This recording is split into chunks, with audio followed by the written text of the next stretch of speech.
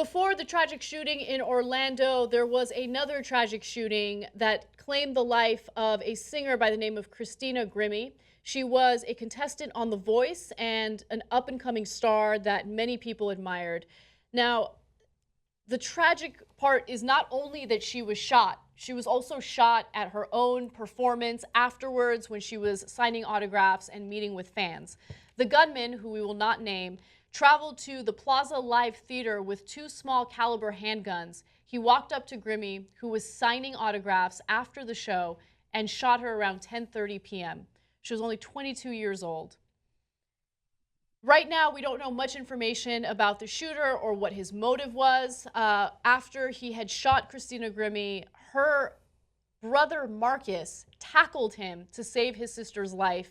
And while doing so, the shooter actually shot himself.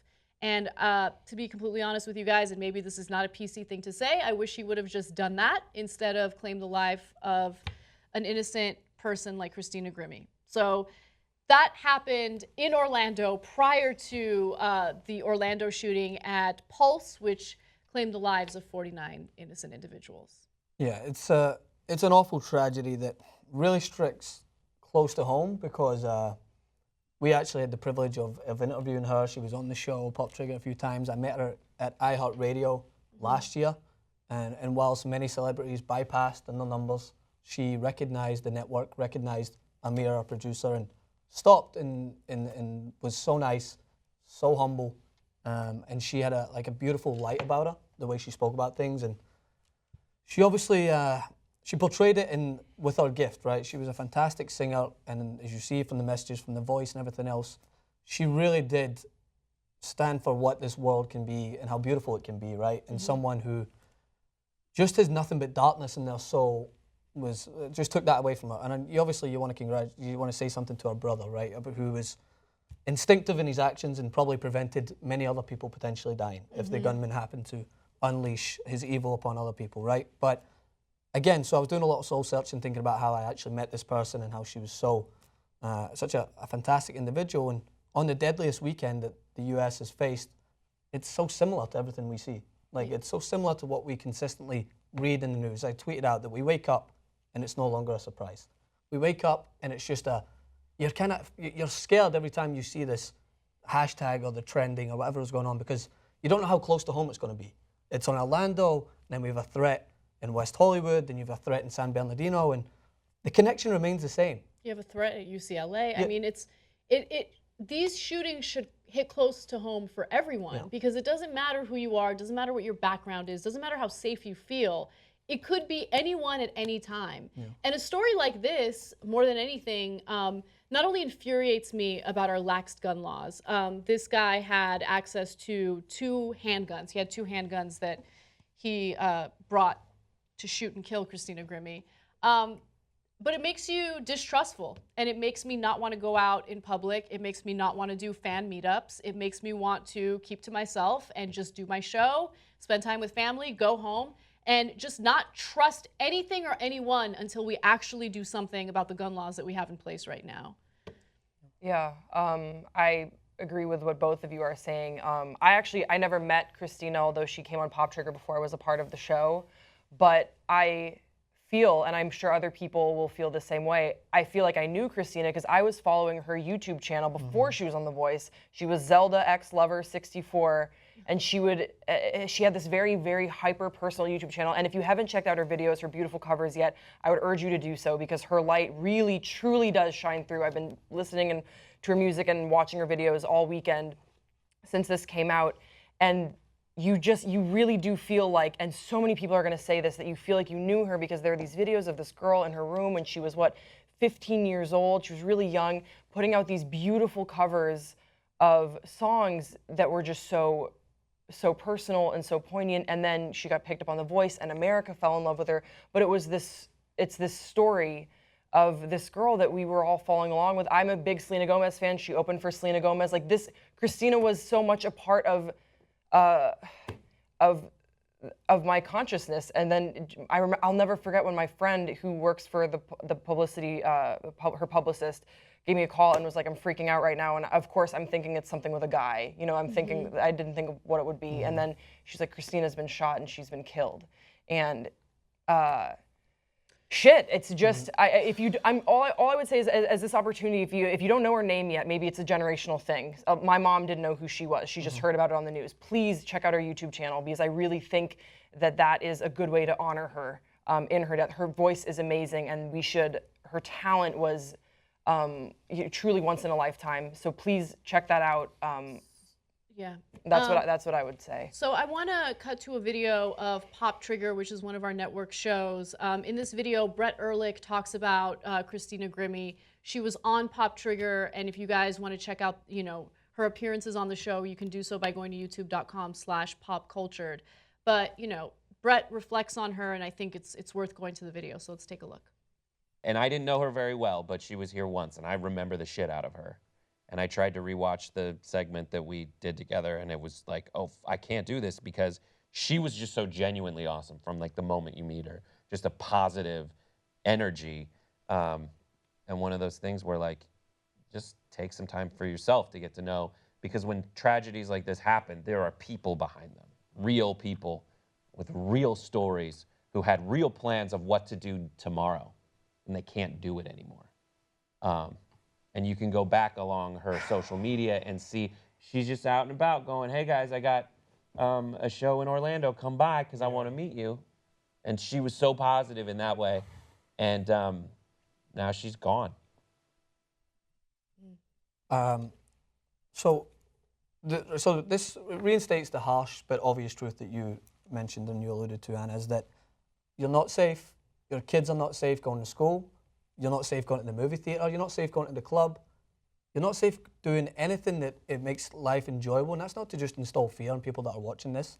There's stats that are thrown around that just fall on deaf ears anymore. But you know what is safe is the Second Amendment. The Second Amendment is safe. It's the safest thing in America. It's the safest thing in America. And why?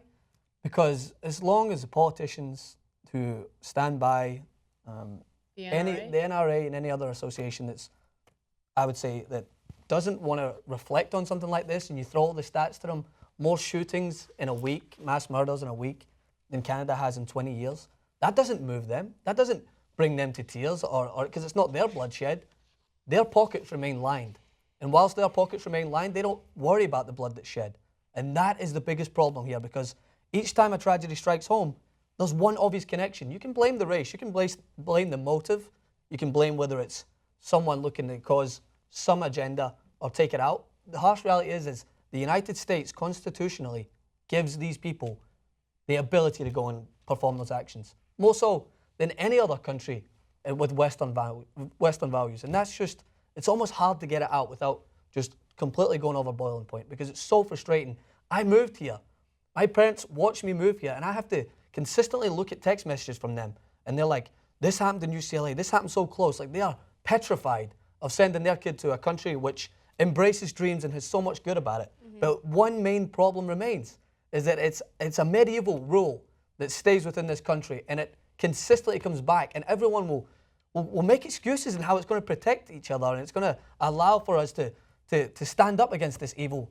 Show me. I mean, show me where where's it stood up to. The incredible part about all of this is, it's one thing to have lawmakers who are getting funded by the NRA to continuously push for lax gun laws, right?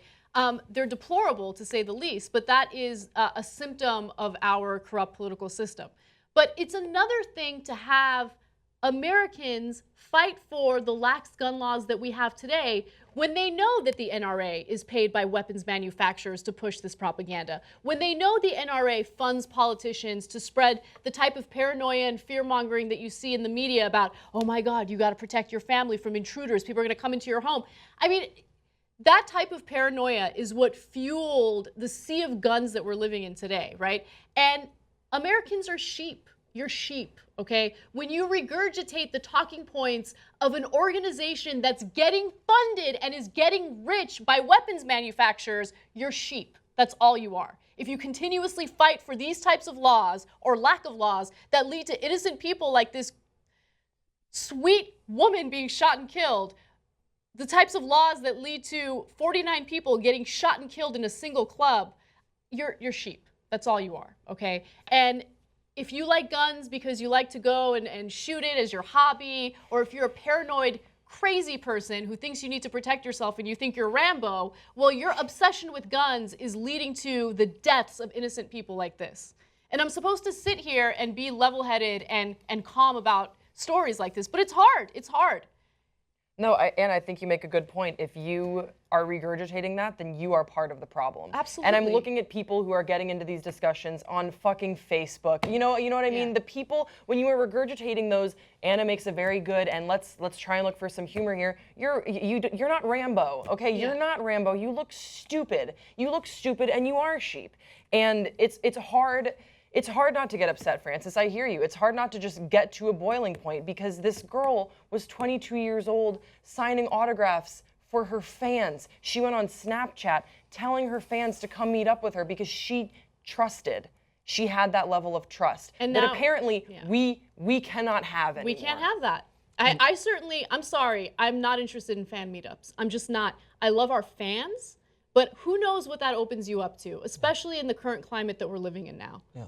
And I go back to the fact that I've had the privilege of being on two sides of it.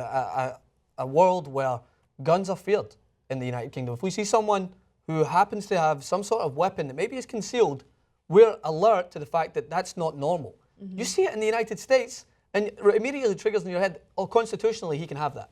He could have that gun. So I'm more against his rights if I was to go up, or her rights if I was to go up and say, why do you have that weapon? That's more against the rights of the United States people. Whereas in the United Kingdom, the fact is if we see a gun, I brought my girlfriend to the UK, and she asked, like, why do the police officers not have guns? Like, certain amounts of them do, but we don't have a need for them because we're not swimming in a sea of weapons. We don't have to protect each other to that extreme. So if we happen to see a weapon, maybe we're more alert to it because it's not normal. And also, no one's willing to have a discussion about what the Constitution really says.